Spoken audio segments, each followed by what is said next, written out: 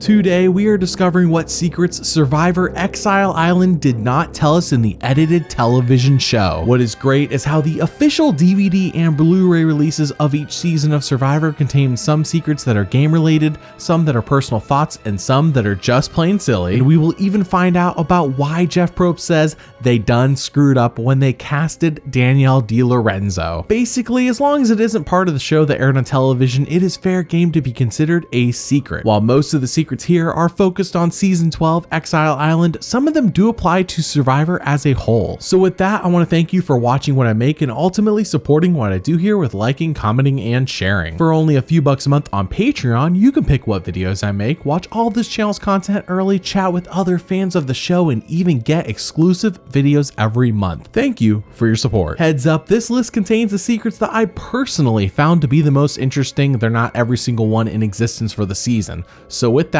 let's count all 44 of them in absolutely no particular order. 39 days, 16 people, 1 survivor. Number 1. All the way through season 14, Fiji, when someone was voted off of the show, they got to be on the CBS early show the next morning, where they would answer some questions and CBS would show a secret scene. I say this because during Bruce's next morning interview, the secret scene they show has us seeing Cirie stealing Bruce's shoes after he was medically evacuated, and when he sees this happening the next day, he switches from someone who's confident in the interview to someone who seems very uncomfortable in just a matter of seconds. You know, what happened with Bruce not returning, and I love Bruce, and he knows that I love him, and I think he would want me to have his shoes, being that he's not coming back. Does the word opportunist strike a chord with your center, young lady? I always wanted Bruce's shoes. You are vicious. This is the first time I've seen that. I was sent back the shoes.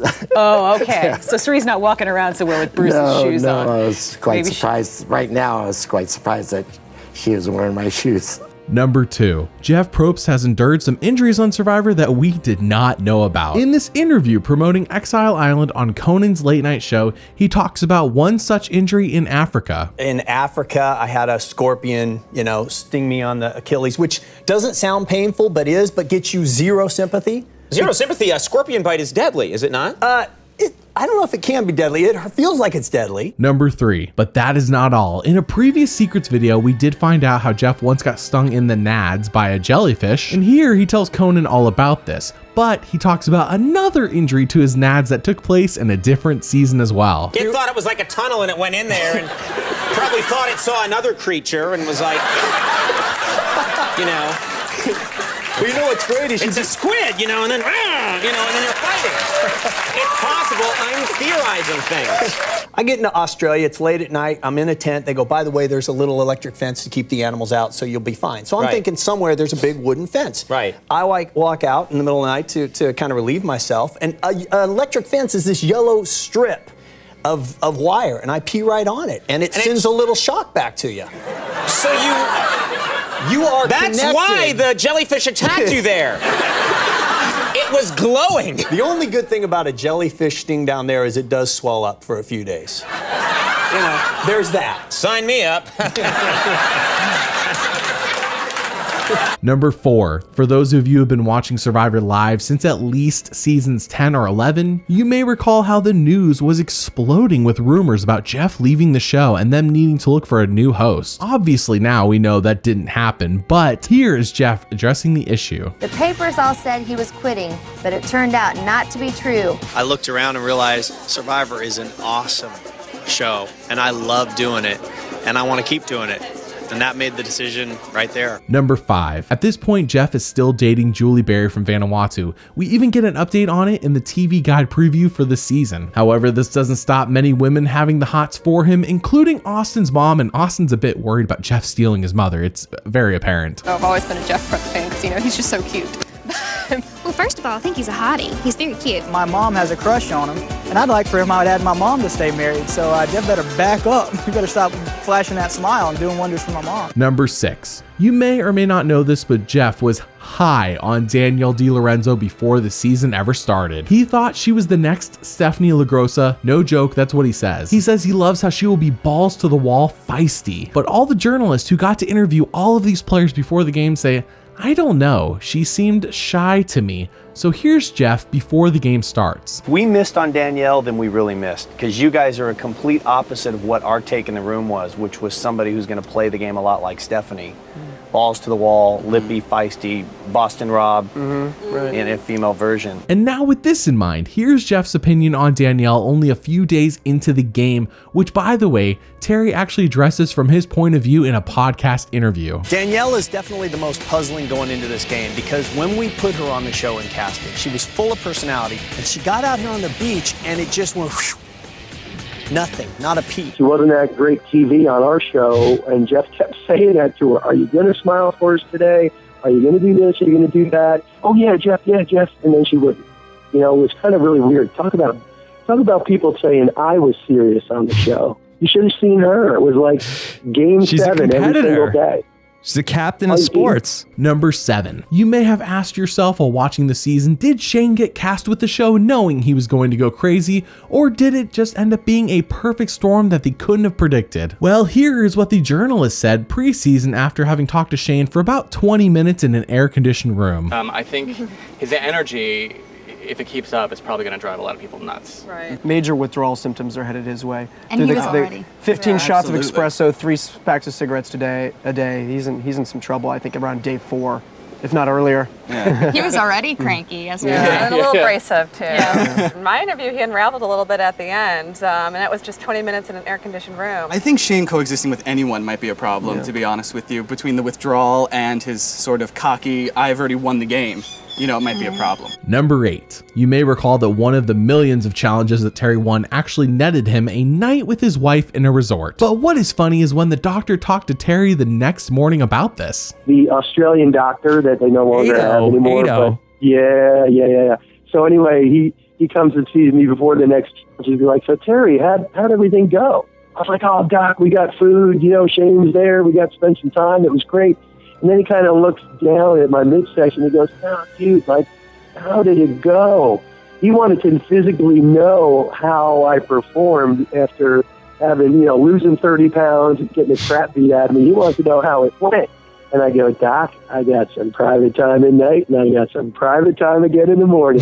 He's like, right, good on you, mate. Awesome. Number 9. Sometimes in these secrets videos, we will get Jeff's candid thoughts on the past season or two and whether he liked it or not. Well, this time I have proof of 2 separate times of him saying he liked the Palau cast and not the Guatemala cast, which probably explains why no one from Guatemala was asked back for at least 29 seasons. This group is a lot more like Palau. There seems to be a vitality, an eagerness to just get out and play Survivor. So I'm hoping we're going to have some fun. Did you get a distinct feeling of personality from this group? Because in Palau, it was a fun, jovial group. Guatemala, we knew going in, was kind of a feisty group. Number 10. In Bobby's next day interview on CBS, they showed a secret scene of him actually showing character. I know, I'm shocked too, considering how hidden he felt in the actual show. I have learned through the Exile Island secrets that you will see today that Bobby is a real character that we were robbed of. The reward challenge, as soon as we touched down on the back at camp, someone decided to break out a bottle of wine. I was hitting my poses in the middle of celebration, and I said, yeah, West Side Kasai, gangster tribe, woo woo. Because, I'm from LA, and we have a tendency to do that and assign fantabulous names to things that aren't fantabulous. And I think Courtney dug the way it sounded, so I might officially dub our team the West Side Kasai gangster tribe. Number 11. The tribal council set this season is amazing. It's one of my favorites. And what is even crazier is how the cave it takes place in is almost 100% man-made. There was no refitting anything that already existed. That cave is all fake. This is Tribal Council for Survivor Panama Exile Island. And the basic idea is we wanted to build a cave. It took about 9 weeks to build this. There are 2,500 gallons of foam, 3 tons of lumber, so it was a massive project. One of the coolest parts of this season's Tribal Council is all the fire. We have about 150 fires, torches all over the place, and we have about 75 candles. But the cool thing about this is it's Survivor, so you know it's not just an ordinary candle. They look like regular candles, but they're actually all individually controlled. Check this out. Hit it, Ian. How cool is that? Number 12. However, the crew wanted to remove some trees to make it easier to build the cave, and the local government is like, no, that ain't happening. Those trees are staying. So the trees still needed to be preserved, but they couldn't be in the cave, then it wouldn't look like a cave. So what did Survivor do to hide them and make this happen? Even within this man-made structure, there were some environmental concerns. There are actually 2 trees hidden within Tribal Council, and the local government wanted them preserved. So what we did is we built the cave around it. We foamed the trees, so the trees are completely protected. And when we're done, we'll strip the foam off and the trees will still be there. My challenge to you is find those 2 trees. Number 13. Sometimes Jeff will do the corniest of jokes when he's giving these behind the scenes interviews, like always voting himself out at Tribal Council. It might have been slightly humorous the first time, but he literally does this at every single Tribal Council tour. It's gotten old, Jeff. But anyways, this time when the Tribal Council tour is done, he makes a jab at Big Brother. It's time for you to go. Start walking. Don't stop.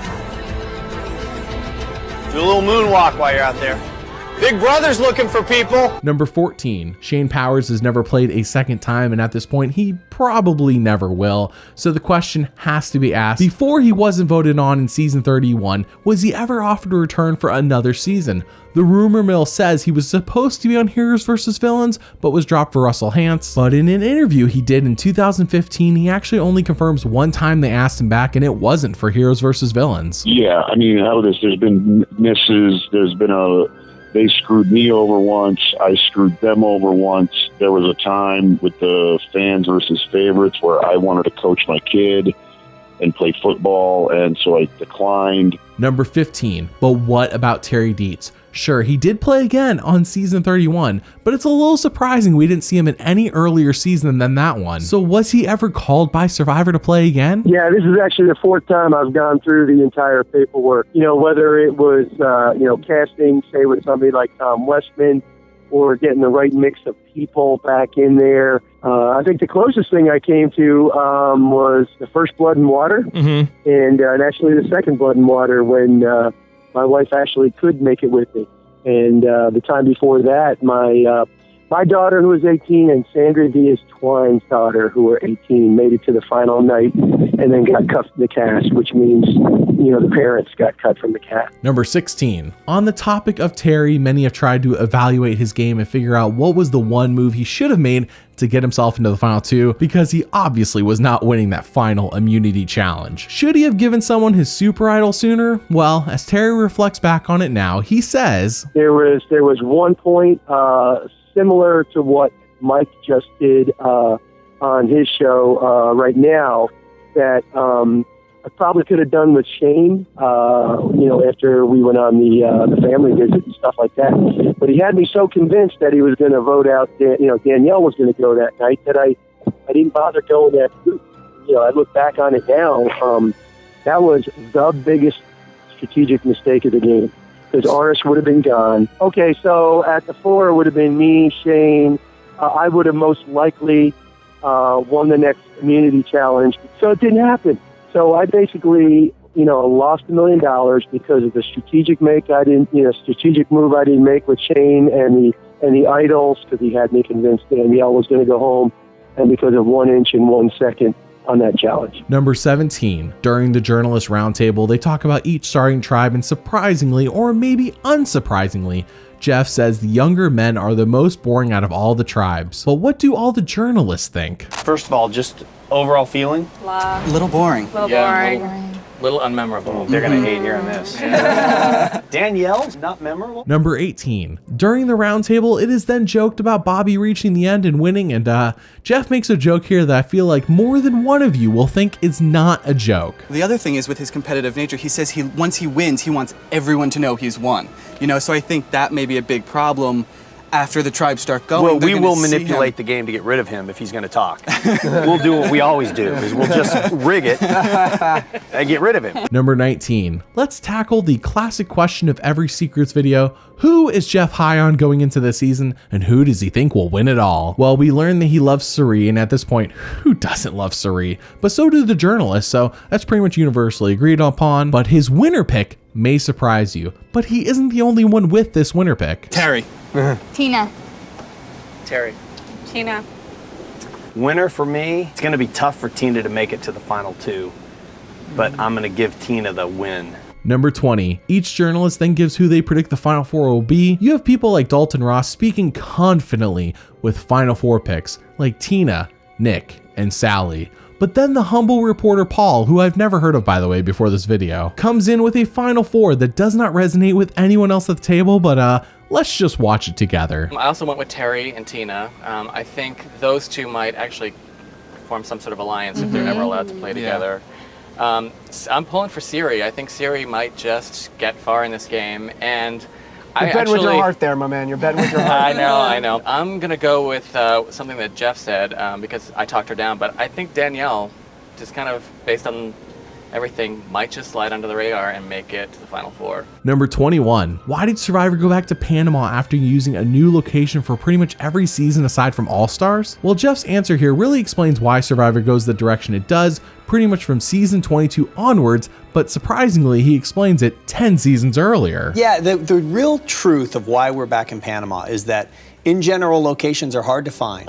So when we have a big theme like Exile that carries itself, we don't want to waste a great location. So next season will be on a location. Number 22. Remember when Nick got voted out? Yeah, me neither. But stick with me here. Trust me, a guy named Nick was on this season and he was voted out in the post-merge. I promise it happened. And when this event that I'm telling you happened, he tossed something to Cirie, but as it turns out, those were his socks, but not really his socks. Also, the interviewer is grossed out by this. Let's just watch. I threw Cirie my socks.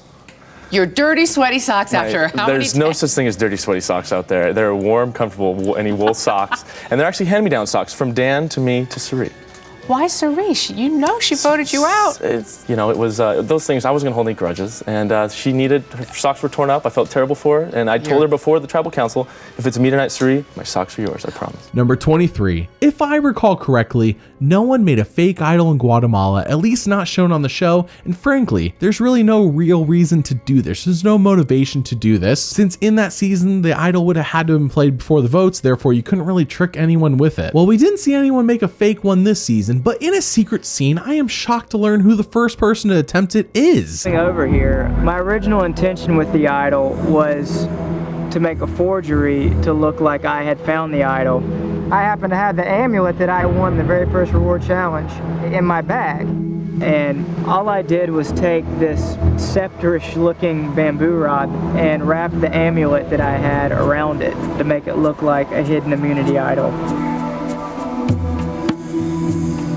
I wanted Danielle to see, so that way she would believe that I had the hidden immunity idol. I think that my scheme is brilliant, but it's eaten me up inside, and I believe I've reached the point where I found out what I'm not willing to do for $1 million. Number 24. So Jeff's winner pick, Tina, was supposed to be on Guatemala, but due to her son dying so soon before that season began, she was replaced and offered to be on season 12 instead. So who replaced her on Guatemala? Amy O'Hara. Number 25. We have seen who the Final Four will be get talked a lot by the press and Jeff, with the exception to the season's eventual winner, Aris. So what did Jeff think about Aris in the preseason then? I'm not sure what he's bringing. He's bringing a lot of talk. Do you know how to play Survivor? We'll find out. That's all I got on Aris. Number 26. At the end of the TV Guide preview for the season, Jeff is back to his usual corny jokes as he explains how exactly the snuffer for the season was made with 100% accuracy. And what's cool about the skull is where it came from, because actually TV Guide has a strong connection to Survivor this year. John Henson actually volunteered to be, just for a moment, decapitated. We actually took an imprint of his skull, we made this, we used it, and then, we put Henson back together. There's one slight hiccup with Henson. Sometimes when he gets at and it hangs a little long, it's not because he's trying to keep the smile too long. It's because he can't stop. It's just a little hiccup. Number 27. Have you ever wanted to work on location for Survivor? I know I have, and I think most of us have probably thought about this at least once. Well, be careful what you wish for, as Jeff explains how this season they hired a guy just to sit on Exile all by himself for 39 days. What a lonely job. But they're really the only person they have out there with them is this new guy on our show who wanted to be a producer, and we said, okay, here's the good news. Good news is you're a producer. Bad news, you're going to be out on Exile Island for 39 days. And he had a little camera, and he would sit out there with these guys while they get dumped on in rain. That was it. So there's no food, there's nothing on Exile Island? Nothing. Number 28. Dan was an astronaut. I know, it's a shocker. He didn't tell anyone on the season, so I forgive you for not knowing about this, but trust me, Dan's an astronaut. Jokes aside, after Survivor, Dan the astronaut was on another show called BattleBots. You may have heard of it, where he built a robot to fight other robots. Oh, there's another one on Bad Kitty. And there's another. And Black Ice with no active weapon. And Black Ice spinning like a top in its celebration. 4. There's the count out. And Dan Barry gets the big win as Black Ice is moving on. Number 29. In the first 20 seasons or so, the winners did not get their $1 million check the night the votes are read for them to be the winner. They actually had to wait until the next day, where they suffered through a boring press interview to get what they really came for. In Aris's case, the interviewer decides to screw with him when getting him the check. Yeah, you want to take a look at it? Look at that. That's awesome. Yeah, huh? $1 million. Here you go. Okay, yeah, we're going to give it to you just a little bit. Now you know this is for $1 million this week. You do have to. I don't even know what to do. Like, where do I go with this? Number 30. Bobby got 5 confessionals all season and yet still ended up on the DVD box as one of the biggest castaways of this show. It straight up baffles me. I say this because everything I see of him in secret scenes and behind the scenes shows a hilarious guy, so why were we robbed of him? Da! The sound effect is very important. Da! You gotta lock it in like that. Just the King's Ransom, the Double Dragon, Warrior's Honor. Number 31. Why didn't Bruce, or really anyone, flip on Kasaya? Wouldn't it have made sense at some point for those on the bottom of Kasaya to flip and change the entire game so they can move up the totem pole? Well, as Shane explains, looked at everybody and said, listen, if anybody folds on us, we promise you, none of you are getting a vote. So if one of you flips over to me, like when it was 6-4, if one of them had flipped over and it would have been 5-5 and it would have busted up our thing, there was some like quiet intimidation about that. Number 32. Once Shane was blindsided and Courtney went home, alarm bells should have been going off, and they kind of did until he talked to Cirie. He should have known he's in danger though, despite what Cirie said to him. However, Shane seemed so confident that, aside from maybe Cirie, he could have beaten anyone in the final 2.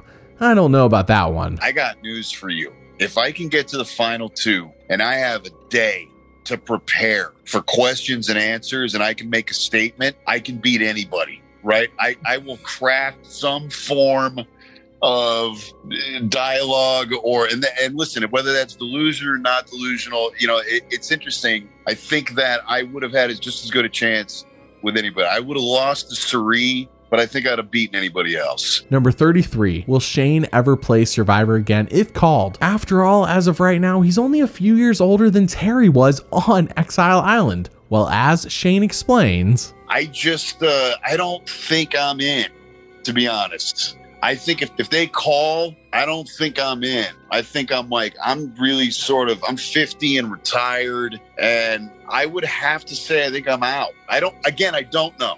I don't know. Number 34. Do you know the actor Colin Farrell? That's okay if you don't. Right now I'm showing a picture of him. But what I need to know is, do you think he looks like Shane? Because the pre-season sizzle reel hypes up Shane to be like Colin Farrell but on Survivor, and I don't think I see it. And a Colin Farrell lookalike who can get ugly. I'm gonna live in the gray. I'm gonna be here to listen to you, and then I'm gonna turn around and cut your head off. Number 35. So in that same sizzle reel hyping up the season, everyone, and I mean everyone, gets something cool said about them as a person, or even referencing how great their job makes them. But what about for Bobby the attorney? They basically just say, get a load of this guy. And get a load of Bobby Bob Dog Mason, who's striking a pose. I'm not like some pretty boy, soft, mushy, sensitive, caring, considerate dude. I was like, I'm basically a modern day caveman. I mean, Archie Bunker, Sam Jackson, and all these jokers rolled into one. He's one of a kind. Number 36. Bobby knew he was going home, and oh no, I don't mean in episode 5. I mean he knew well before that because he was told by one of the Kasaya members. Also, he kind of dunks on the entire Kasaya tribe in the process of explaining this, and it's pretty funny. But I saw it coming 10 days earlier. I mean, Danielle spilled the beans on day 3 before they voted out Melinda that I was supposed to go. So for 10 days, I knew I was gone. What was the deal with you and Courtney? You said she's one of the most irritating people in the history of the world. My gosh, that's pretty bad. I counted. You counted? Why? What was the problem with her? Why didn't you like her? I think it's, well, one of her personalities is cool. It's like the other 3 or 4 personalities that creep out. Yeah, she's got like 3 or 4 that she tucks away every now and then. And every now and then a nice one will come out and you make a deal with her. And then the next day that nice one won't wake up. So, but, you know, she's a lunatic. And, you know, I think it's good that they're increasing the diversity here. The first bunch of crazies that we've had out here is... Number 37. Bruce and Bobby drinking the bottle of wine in the outhouse. What an iconic duo moment. Why did they drink the one and only bottle of wine though? What if the others wanted some? Well, as it turns out, there's a reason things were portrayed from not Bobby's point of view, because there was more than one bottle of wine. This is how it went down. We actually won 4 bottles of wine. And as soon as we got there, Danielle and Courtney started acting like they were first week freshmen in college, and they started guzzling it. So I said, hold up for a minute, let's get Bruce and Cirie in here. They're also part of the team, remember? So I brought Bruce and Cirie in. By this time, a bottle had already been killed. And all the 5 of us were with our drinking. Aris and Shane don't drink at all, so it was just we were like basically drinking the wine. At some point we got here and we were having like the powwow and everything, and I was like the center of attention. And apparently I wasn't that evil. I wasn't that much of an ungentlemanly guy. But do you not think that was wrong to take the bottle of wine? You and Bruce polished off a bottle of wine by yourself in the outhouse and deprive the others. But you have to ask yourself why 2 grown straight men would voluntarily go hang out in an outhouse together, and the answer is it wasn't voluntary. Number 38. This next secret may not be a secret for those of you who watch all of my videos, because Coach of Tocantins and Danielle DiLorenzo star in a low-budget movie together, which is so bad it's good, but also it's so bad it's actually bad. Here's a clip from that movie, and a link to the full review is in the description of this video. Come on, give Daddy a kiss. Oh! Number 39. In episode 3 of the season, Shane says how Bruce endlessly talks about his life accomplishments, and apparently Bruce has just done everything you've ever thought of for years and years, and it really annoys Shane. However, no one else said anything like this all season about Bruce, so it kind of sounded like Shane was being whiny, but not so fast. There are others who agree with him. So many accomplishments. I don't think any of us got a question in. You know, he just came in ready to talk. That might be the one problem, because he really has an interesting background, but he says he's had 9 lives. Like, I think I lost one just dying of boredom after hearing about it the 30th time. And if he goes out there and does that, that's gonna get old real quick. Number 40. Let me ask you a question. Is Cirie hot? Take that as you will, but Cirie's greatest desire going into Exile Island was not to win or anything. She just wanted to be hot. I want to be like the hot mama. I want to be the hot nurse. I want to be the hot cook.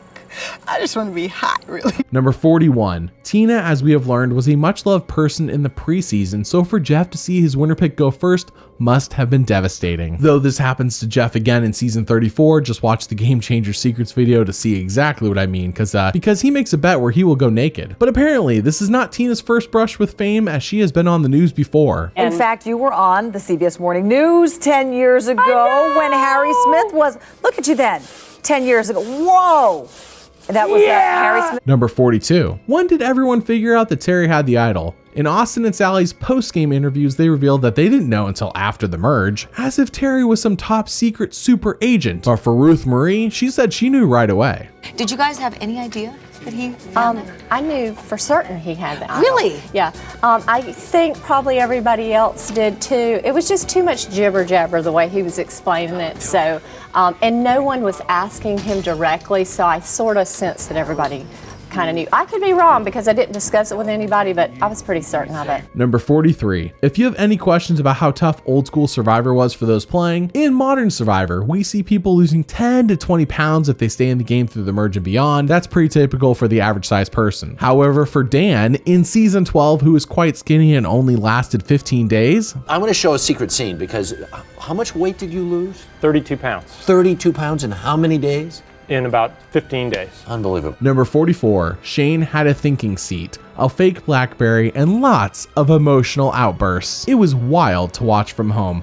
but apparently he had something else make-believe that we didn't see on the show at all. I had created sort of a house away from everyone else called the Summer House up on the ridge that no one was allowed to go to.